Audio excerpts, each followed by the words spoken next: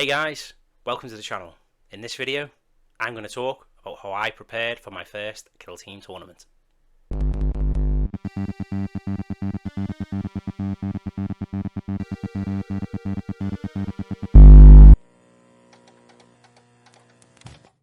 Over the past few weeks, I've been chipping away at everything I feel I needed to be ready for the tournament setting, and the first thing I sorted out was my rules.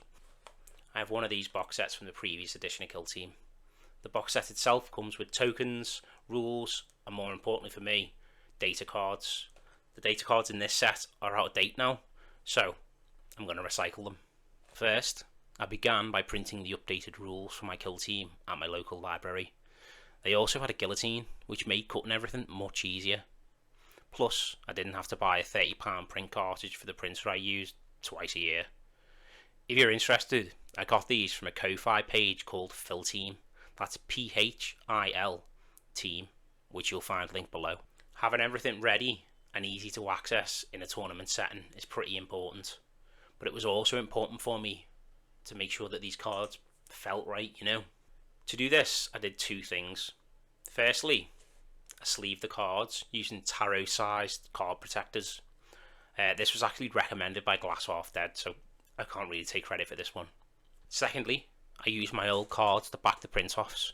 It's kind of satisfying to have everything neatly organised, and getting to recycle the old cards was also a big win for me. The graphic design is actually pretty sweet in some of these newer sets, and it's nice to be able to lay out some of your options whilst playing. Next, I worked on my Brood Brothers Kill Team. I've been working on these guys for a little while now, converting them to more closely resemble the base cultists rather than the co-opted military dudes in the Brood Brothers box set. I gave most of them leather capes as a unifying motif. The idea was for them to ape the special characters in the 40k range, like a kind of specialist cell of space terrorists.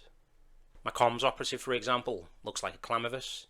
My knife fighter resembles a Sanctus, and the sapper, the Saboteur, and so on.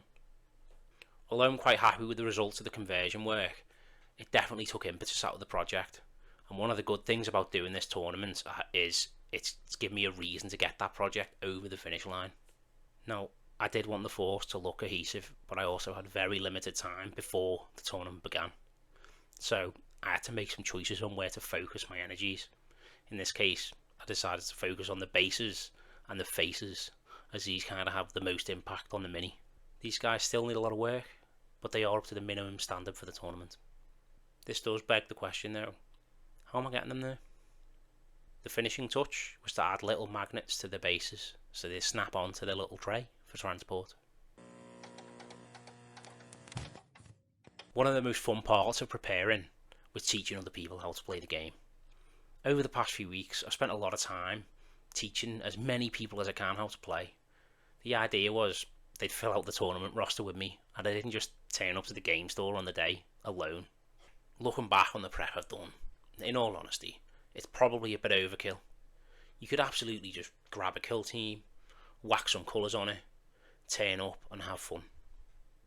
There's something really rewarding about sharing the hobby with others, and of all the things that I did to prepare, I definitely think this was the most important. The big takeaway for me is community building. You've got to kind of be the change that you want to see in the community, You've got to teach people to play the games that you want to play. This is my first video.